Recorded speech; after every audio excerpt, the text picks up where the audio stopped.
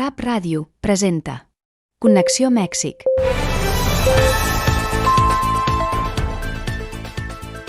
Volem agrair sincerament a la nostra audiència el seu suport i la seva presència. És un plaer immens comptar amb una audiència com vosaltres. Avui tenim a Connexió Mèxic, com cada dijous, el plaer de donar la benvinguda al nostre col·laborador, expert en política mexicana, en Leonardo Alvarado. La seva mirada analítica i el seu coneixement profund enriqueixen enormement sempre aquest espai de reflexió. A més, ens fa especial il·lusió comptar amb la presència d'un convidat molt especial a qui agraïm profundament que hagi acceptat la nostra invitació. La seva feina, dedicació constant, l'interès genuí per als temes que tratem, per cada detall i l'esforç que hi posa la seva feina a Radio Amèrica Barcelona. Moltes gràcies, Francisco Durante, per acceptar aquesta invitació. I ara sí, comencem ja amb el bloc d'actualitat mexicana. El bloc d'actualitat. Connexió, el fil que et connecta amb Catalunya. Leonardo, com va tot? Benvingut. Hola Miriam, ¿qué tal? Qué gusto estar de nuevo aquí en tu programa y con la gente de RAB y con ese invitado especial que tenemos hoy para esta emisión. ¿Qué és el més rellevant que ha succeït a Mèxic en els últims días? Pues bueno, como siempre decimos aquí, ¿verdad? Que hay muchísima información, muchísima actividad en México, para bien y para mal. Pero desde luego, bueno, quisiera yo empezar señalando que están por iniciarse los festejos de los 700 años de la fundación de Tenochtitlan y que en este segundo semestre del año veremos un montón de actividades culturales en la Ciudad de México que creo que vale mucho la pena tener en el radar porque va a haber de todo tipo de cosas, se va a inaugurar un monumento, va a estar muy interesante. Y bueno, para uno que es mexicano, sí es, pues enorgullece la idea de resaltar este tipo de cuestiones que fueron pues fundamentales en la construcción de nuestra historia, ¿no? Curiosamente, este 2 de julio se cumplen también 25 años de la llegada de la alternancia partidista en México, cuando ganó la presidencia Vicente Fox, lleno de promesas que nunca se cumplieron, al contrario, salió peor de lo que esperábamos, y coincide con el 110 aniversario luctuoso de Porfirio Díaz, aquel dictador que sucedió al presidente Juárez en la presidencia de México y cuyo mandato terminó con el estallido de la Revolución Mexicana y que también dejó un país con profundas desigualdades y metido en grandes problemas sociales, ¿no?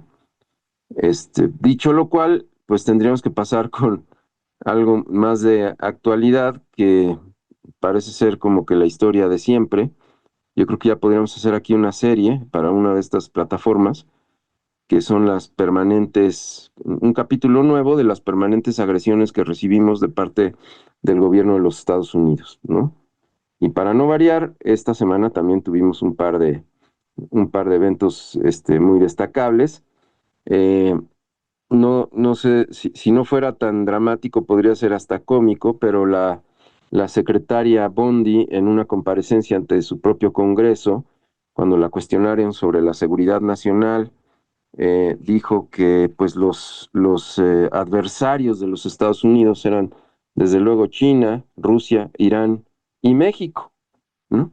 México ahí metido en esa combinación, ¿no? Lo cual que no sé si nos honra o cómo tomarlo. Pero bueno, y poquito tiempo después de esto, vino un señalamiento del Departamento del Tesoro a 3 bancos mexicanos que se supone están haciendo prácticas de lavado de dinero y apoyo a la delincuencia organizada, en concreto al narcotráfico, ¿no?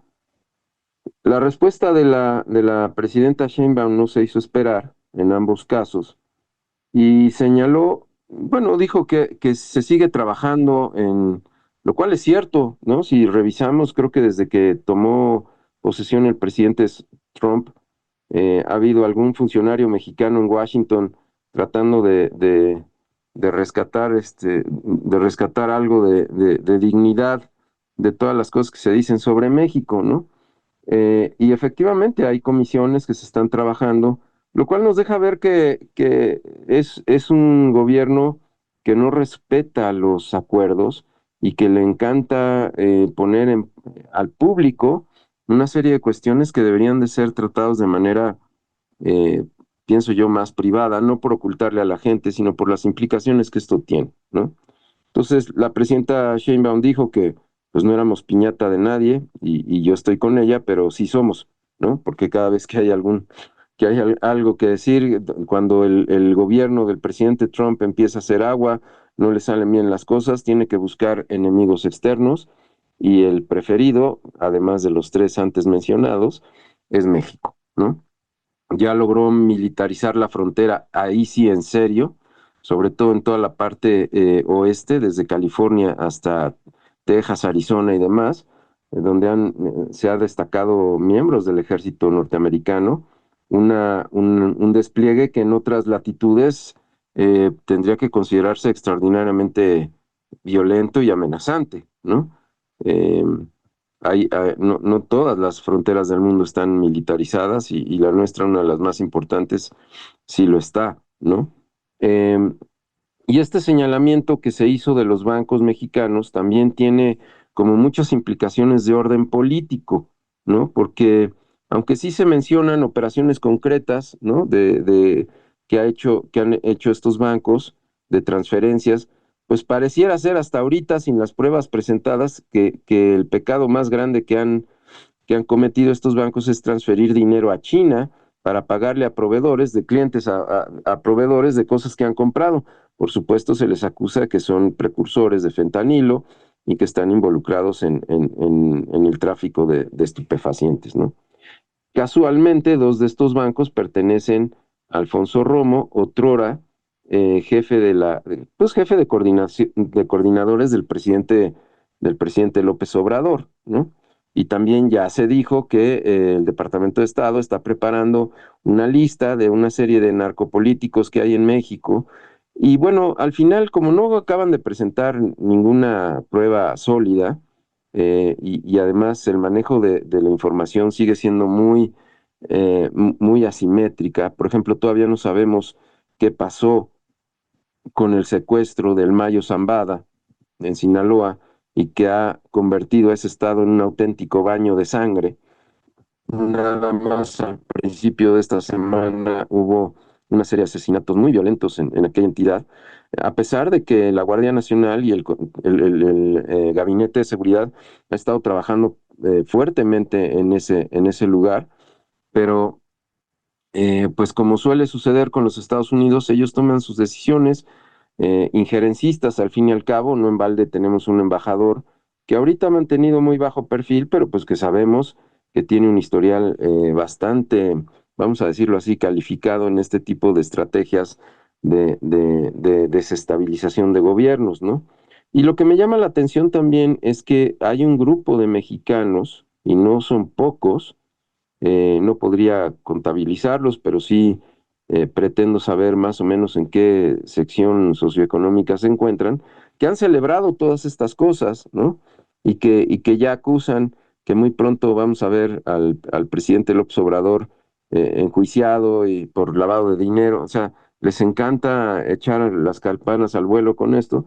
Digo, desde luego a falta o más bien por la pobreza argumental con lo que han venido criticando el proceso de transformación, en el cual, siempre lo he dicho, serían muy bienvenidos señalamientos que tuvieran sustancia y que de verdad pudieran enderezar muchas de las reformas que se han presentado, como la reforma judicial, ¿no?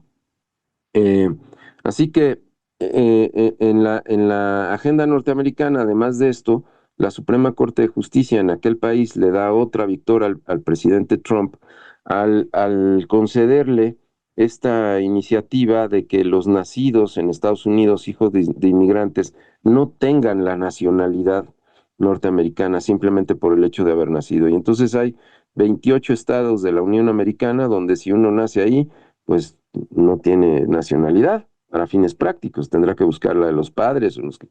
Y por otro lado, también le levantó el veto que había para poder seguir haciendo redadas y deportaciones inmediatas a terceros países, como por ejemplo El Salvador, sin necesidad de que ninguno de los arrestados pase por lo que en derecho se conoce como el debido proceso. Lo cual nos habla pues sí, es triste decirlo, pero nos remite a escenas que vimos en Alemania en 1933, por ejemplo, ¿no?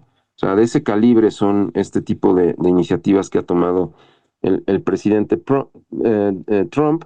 Se supone que el 4 de julio habrá marchas en seguimiento a las protestas que hubo el día de su cumpleaños con la temática esta de No Kings, que hay convocadas marchas en varias ciudades de los Estados Unidos. No se han confirmado, pero está ahí la propuesta. Y curiosamente en este ambiente donde, a pesar de los triunfos eh, legales del presidente Trump, pues le arruinó el panorama la victoria preliminar de Zoran Mamdani, candidato a la alcaldía de la ciudad de Nueva York, y que tiene un perfil absolutamente antagónico a lo que habíamos visto en muchas aristas del gobierno de los Estados Unidos, un inmigrante de origen musulmán, eh, y además que se ha declarado abiertamente socialista, ¿no? Entonces, una gran parte de la comunidad neoyorquina está totalmente en pánico. Se dice que ya hay una fuerte migración a Miami. ¿Por qué Miami? Porque vemos que se ha consolidado como el núcleo y el santuario de los partidos de derecha a nivel mundial, ¿no? Hace unos días hubo una reunión ahí con 31 partidos de diferentes latitudes del mundo, incluyendo los partidos españoles, tratando de erigirse como la alternativa a los gobiernos progresistas que han surgido en diferentes partes del mundo. Así que, una vez más, habrá que usar la inteligencia para mantener una relación sana con con un vecino tremendamente beligerante. Y en este contexto, llama la atención de que um, esta organización de países alternativos, los BRICS, han invitado al gobierno de México a participar en la reunión que se va a llevar a cabo 6 y 7 de julio en Río de Janeiro, en la que desde luego no estarán ni el presidente Xi Jinping ni el presidente Vladimir Putin, por obvias razones, pero en la que estarán los primeros ministros y representantes importantes de estos gobiernos. Sí contará, por supuesto, con la participación del presidente Lula da Silva y con la participación del representante de la India, Modi, ¿no? Así que México va a enviar una delegación y esto pues abre, digamos, posibilidades como las que se platicaron durante la estancia de la presidenta en el G7, eh, porque hay invitación, por ejemplo, de la embajada rusa en México de establecer una ruta de cooperación de acuerdo con las estrategias del Foro Económico Internacional de San Petersburgo, en la que, por cierto, se menciona a Yucatán como un punto importante de esta ruta de comercio y cooperación que habría entre Moscú, La Habana y México, ¿no? Una especie alternativa de ruta de la seda, aunque más concentrada en temas de logística, infraestructura y sobre todo de energía, gas licuado, y también un capítulo que abrió la embajada rusa respecto a los temas de energía nuclear.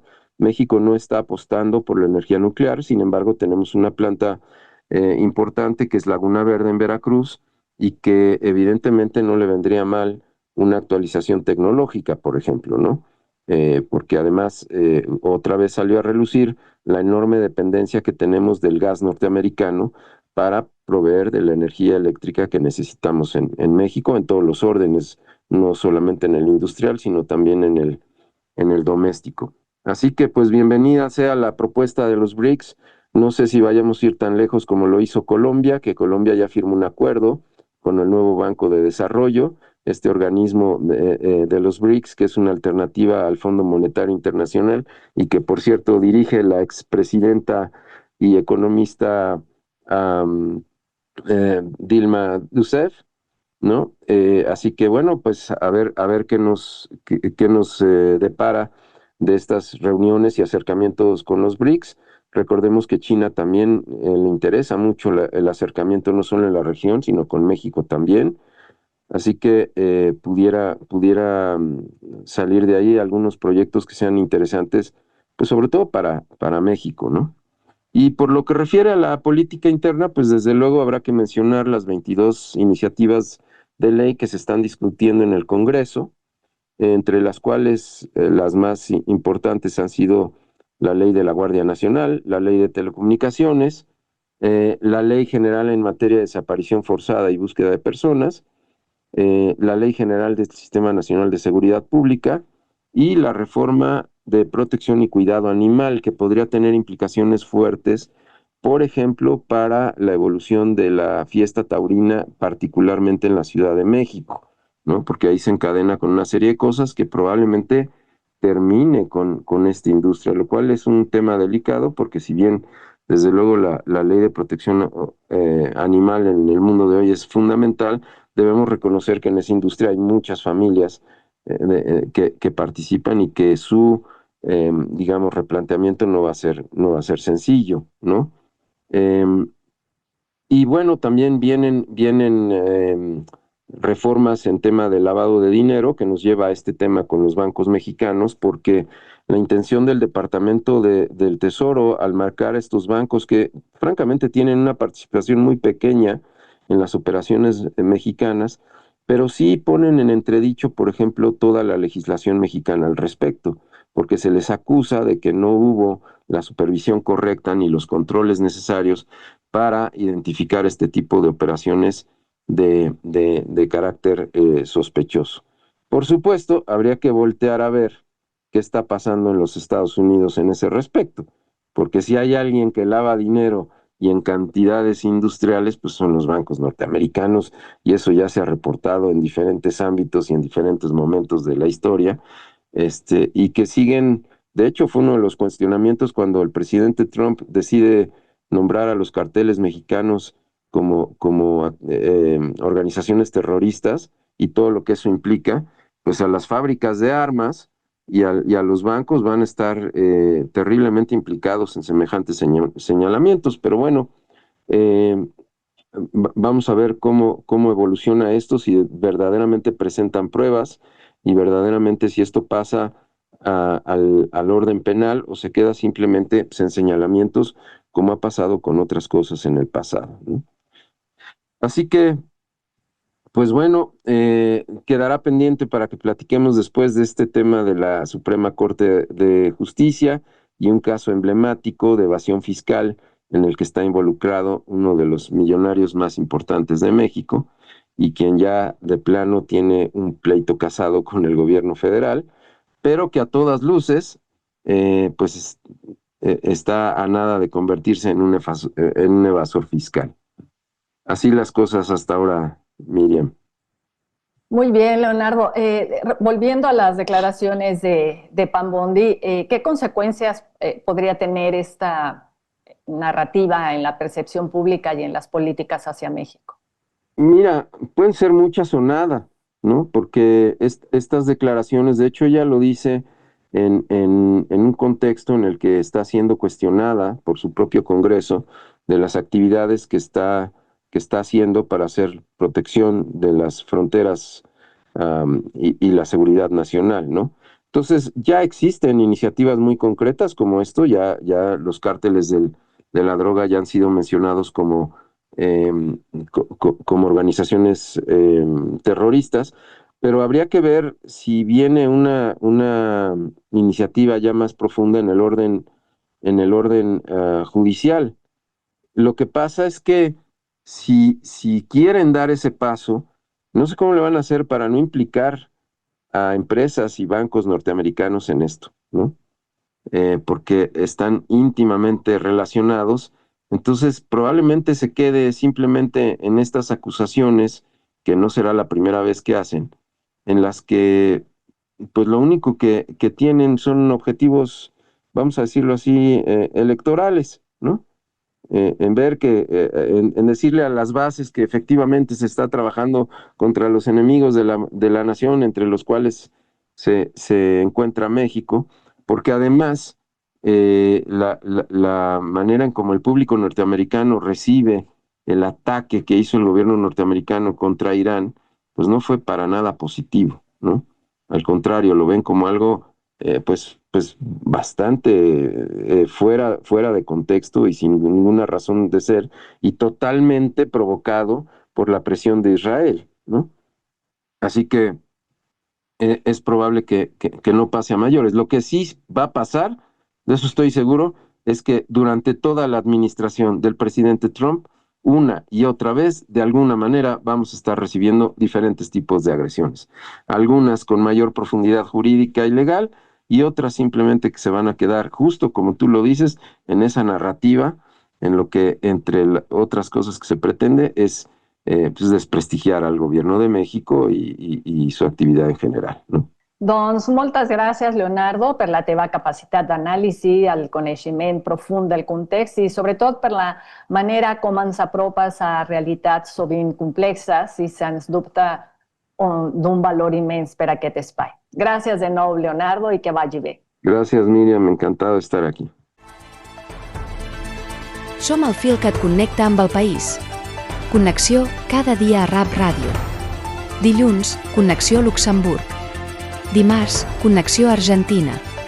Dimecres, Connexió Madrid. Dijous, Connexió Mèxic. Divendres, Connexió Catalunya. Escolta'ns a rap.cat, a les plataformes de podcast i a YouTube. Si vius a l'exterior, som la teva ràdio. I a la meva col·laboració d'avui parlo sobre el llenguatge com a paisatge sonor. En els oficis que treballen amb la paraula, sigui des d'una cabina de ràdio o un espai de creació narrativa, el llenguatge no és simplement una eina per informar o entretenir.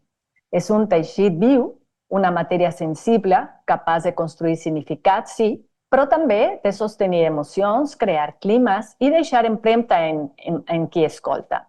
En aquest sentit, no es tracta només del que es diu, sinó de com, quan i per què es diu. A la ràdio, per exemple, el llenguatge es converteix en presència. No es limita al que és verbal, és en la cadència d'una veu o en la pausa que crea suspens, en el silenci que permet pensar, en una entonació que pot suggerir proximitat o distància. La paraula parlada es barreja amb la respiració, amb els sorolls de l'entorn, amb la música que l'envolta. Aquí, el llenguatge no només es transmet, es viu. L'atmosfera sonora que es genera té tant poder com el contingut mateix. L'escriptura per a la veu, aquest tipus d'escriptura que sovint no es veu, però que defineix el que se sent, requereix una consciència profunda del ritme i de l'efecte emocional. Saber que una frase curta pot colpejar com un batec, que una paraula mal triada no només trenca l'estil, sinó que pot trencar el sentit també. Qui treballa a la ràdio ho sap. El llenguatge no és només una eina per construir discursos, és un camp d'energia que pot generar proximitat, intimitat, credibilitat o, al contrari, distància i desconnexió. Més enllà de la seva capacitat expressiva, el llenguatge és també una responsabilitat. Als mitjans, el que es diu té ressò, influeix, modela opinions. Però això, parlar bé, no és només parlar amb fluïdesa, és parlar amb consciència. És saber que les paraules també construeixen realitats que tenen pes polític, cultural, emocional. I que crear una atmosfera ètica és tan important com crear una atmosfera estètica. Parlar amb algú que transita el món del llenguatge, des de la ràdio, amb l'atenció posada tant en la forma com en el fons, és una invitació a escoltar d'una altra manera, a notar els matisos, les eleccions, els silencis, a entendre que darrere d'una frase dita amb veu alta hi ha decisions profundes sobre el missatge, sobre l'audiència, sobre la manera d'habitar el llenguatge. Perquè al cap i a la fi no es tracta només d'omplir el temps o l'espai, es tracta de crear una experiència i en aquesta experiència el llenguatge no és només un vehicle. És atmosfera, és gest, és una manera d'estar amb els altres, encara que sigui a través d'ones invisibles. L'entrevista. Connexió. El fil que et connecta amb Catalunya. I avui tenim a un convidat especial, com ja ho anunciava al principi del programa. és una persona que normalment fa la seva feina entre bastidors, però aquesta vegada s'ha animat a sortir i acompanyar-nos. Us presentem el nostre amic, company de Radio Amèrica Barcelona. Él és músic, editor i la persona que ens ajuda setmana rere setmana en la realització d'aquest programa. Francisco Durante, estem molt contents de veure't. Benvingut. ¿Qué tal Miriam? ¿Qué tal Leo? ¿Cómo están? ¿Me escuchan bien? Te oímos muy bien, te escuchamos Bueno, muy bien. primero que nada, gracias. Cuéntanos un poco qué es lo que estudiaste, cuál ha sido tu formación. Bueno, yo estudié la licenciatura en Música y Tecnología en la Universidad Nacional de Quilmes, que queda en Bernal, acá cerca, que es el municipio de Quilmes. Y terminé hace varios años ya, ahora ya estoy haciendo otra carrera y me especialicé en mi tesis en acústica. Y bueno, es una carrera que mezcla bastante lo que es producción musical y tecnología, mezcla, manejo de equipos, de hardware, de software. Laburé bastante con producción de radio porque aparte hice un seminario de extensión en radio, trabajando con la radio de la universidad. Una de las facultades, la Facultad de Comunicación Social, tenía su propia radio. Y yo me metí en un proyecto de extensión que era Radio en Derechos Humanos, se llamaba Comunicar en Derechos Humanos. Así que bueno, eso es lo que estudié, esa es mi formación. Y en el campo de la música, ¿cómo describirías tu trayectoria? Bueno,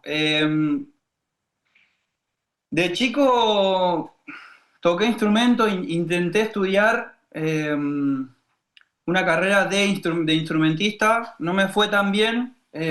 Quizás no tuve buenos docentes, o la carrera no me gustó mucho. Y después encaré otro perfil que es el de la Universidad de Quilmes, que es más trabajo desde el audio en sí, desde lo tecnológico y desde el audio, con el material sonoro.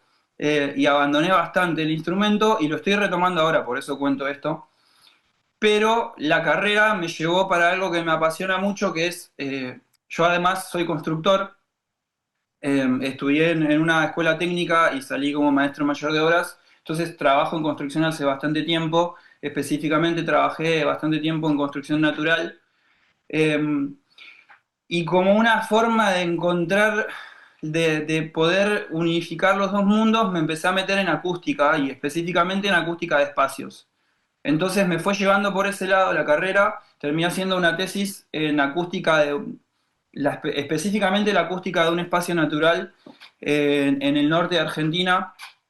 Hay una quebrada que se llama la Quebrada del Río de las Conchas y hay un espacio que se llama el Anfiteatro. Es muy conocido en el país y también supongo que en el mundo, de la gente por lo menos que viene a visitar el norte pasa por ahí. Es en Salta.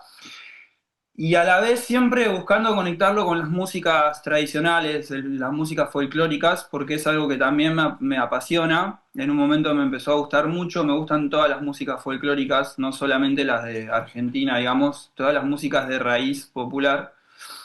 Y en eso es como soy bastante ecléctico, como dicen, y ahora estoy tratando de enfocarme más en el instrumento que yo toqué de chico es la guitarra. Y ahora volví a estudiar eso, estoy haciendo un profesorado. Pero bueno, toda la parte técnica la verdad que me apasiona. Lo que se llaman los fierros, la parte del hardware, digamos, los micrófonos, todo eso me gusta mucho. Y también me gusta mucho el trabajo con el audio en sí, como con el material audio, digamos, lo sonoro. Trabajar en la computadora. Entonces, cuando estaba saliendo de la facultad, mientras estaba estudiando la acústica de los espacios naturales, que a la vez estaba estudiando la copla, porque este lugar es un lugar donde nace, digamos, de donde es oriunda la copla, el canto con caja. Bueno, después de mi tesis se armó un grupo de investigación en esto, tenemos varios papers publicados, hay como producción audiovisual también. Pero bueno, en todo este trabajo me invitan a formar parte de una compañía de música y danza y ahí empecé a trabajar con electrónica en vivo. Empecé primero haciendo el audio, haciéndole el sonido a la banda y después me metí laburando con eso y después terminé tocando percusión. O sea, así que me fue llevando hacia el instrumento cada vez más. En un momento, después de estar 7 años ahí, decidí dedicarme de lleno a la guitarra. Y bueno, ahora estoy estudiando eso y ya empecé a tocar en un grupo. Bueno, y estoy todo el tiempo estudiando. Y por otro lado, eso me fue llevando el trabajo con radio porque siempre me interesaron las temáticas sociales, las temáticas de derechos humanos. Estaba la posibilidad de ponerme vos cuando cursás una carrera en realidad tenés que hacer ciertas materias que no son de tu rama o de tu carrera, y yo decidí meterme en radio. Bueno, mientras estaba en la facu, trabajé en esta radio, trabajé como un año. Y terminé haciendo un trabajo, de hecho, uno de mis primeros trabajos al salir de la universidad fue dar un taller de radio, porque aparte de esto me formé como educador popular y empecé a trabajar en escuelas, en una escuela pública específicamente, dando un taller de radio. Así que el formato radial siempre me gustó mucho, la verdad. Y después también trabajé en un programa de televisión de la Universidad de La Plata, la Universidad Nacional de La Plata. Pero eso fue una prueba de 3 meses y bueno, después no hubo presupuesto para seguir. Para continuar. ¿Y Sí. cómo es que llegas a Radio América Barcelona? Bueno, a través de un amigo que trabajó varios años para RAB, que es Pedro, el anterior técnico de RAB de C de La Plata, eh, que bueno, es el hijo de Rosita, que fue hasta hace poco la directora del Casal de La Plata. Y la verdad que es un trabajo que yo a Pedro siempre le dije, cuando lo dejes, por favor, yo quiero trabajar ahí, recomendame. Eh, y así fue. Él se fue y empecé a laburar en rap. Hace poco que estoy trabajando. La verdad que estoy muy contento. Bueno, tú editas diversos programas, editas programas de entrevistas, radionovelas, reportajes y todo lo haces con muchísimo cuidado y con mucha dedicación. ¿Qué implica para ti este tipo de trabajo? En principio, trabajar de algo en lo que me formé, en principio, y que es para mí un montón haber llegado a eso. Y después, eh, bueno, todo lo que yo hice siempre está muy ligado a lo comunitario como decía, a lo social, a lo político. eh, entonces, la verdad que la mayoría, podría decir todo lo que pasa en rap, en los programas de rap, me resulta interesante. Eso es un punto enorme a favor porque es mucho más fácil trabajar así y aparte me motiva aún más para la producción de los programas. Y me parece muy interesante trabajar para una radio que es como una diáspora, digamos. Es una diáspora, es la diáspora catalana. Yo le digo así, cuando me preguntan y cuento, yo trabajo para una radio que es una radio de la diáspora catalana, porque la gente no, o sea, para explicarle que hay catalanes por todo el mundo, eh, y entonces yo produzco programas de distintos lugares. Y bueno, esto de que sea producido desde La Plata para un programa que se hace en México, los programas de ustedes, o en Ecuador, o en Cataluña, eh, nada, está buenísimo porque aparte aprendo de todo. Y bueno, yo soy muy soy muy radio escucha también. Eh, Me la paso escuchando radio, entonces me Ahora, resulta súper interesante. tú normalmente estás detrás de todo esto. ¿Qué se siente estar hoy a cuadro? Eh, es un poco raro, no sé, es un lugar en el que uno no se imagina mucho como técnico. A mí personalmente sí, siempre tuve ganas de hacer un programa de radio, la verdad. Más, o sea, como músico, hace tiempo que estoy con ganas, no tengo el tiempo, pero en algún momento me gustaría ser un columnista, no un columnista de algún programa, de una columna de cultura. Es como un poco un sueño. No sé, me gusta hablar y me gusta esto, sobre todo me gusta el formato radial. Ujú. Para rap edito video también. Eso me pone un poco incómodo en este momento, como estar en video, pero nada, me parece súper interesante. No, no sé, la verdad que disfruto de los dos lados. Y bueno, ¿qué has aprendido más allá de poner en práctica toda esta cuestión técnica que bien conoces trabajando con los compañeros de Radio América Barcelona? Que hay que tener bastante paciencia. No, No, aprendí mucho desde lo técnico porque es muy específico. O sea, hacía tiempo que no trabajaba igual en radio y fui como voy mejorando, voy mejorando.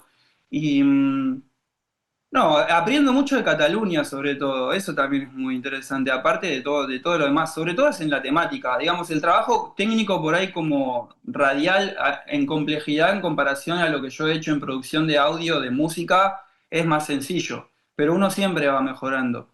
Eh, y bueno, me gustaría en algún momento tener tiempo de ponerme al día con algunas tecnologías nuevas también y eso, porque ahora hay mucha tecnología. A veces es muy difícil también, eso, lo que voy aprendiendo es cómo encontrarle la forma para poder trabajar a distancia, eso es lo más complicado a veces. Como yo quiero que vayan mejorando los programas, por ejemplo, y estando lejos es muy difícil. Sí. Y bueno, y ahora que estás aquí, la audiencia te está conociendo, te animarías, ya lo dijiste de algún modo, pero ¿te animarías a participar con más frecuencia así, de forma presencial, o prefieres continuar siendo, digamos, el genio invisible del equipo? No, la verdad que sí, ahora que sí me gustaría. Me gustaría. Sí, porque es eso, siempre me gustó el formato, siempre quise laburar. De hecho, cada vez que trabajé para una radio, desde que empecé a trabajar para la radio de la Universidad de Quilmes, siempre que estaba operando, quería estar ahí, quería estar en el programa, adentro del programa. Me pasa igual lo mismo antes cuando operaba en música, cuando hacía sonido en vivo, que quería estar tocando. Por ejemplo, es un poco lo mismo, me parece. Me gustan los dos lados del mostrador, digamos. Leo, ¿tienes alguna pregunta para Fran? Pues bueno, sí, muchas, ¿no? Tal vez habría que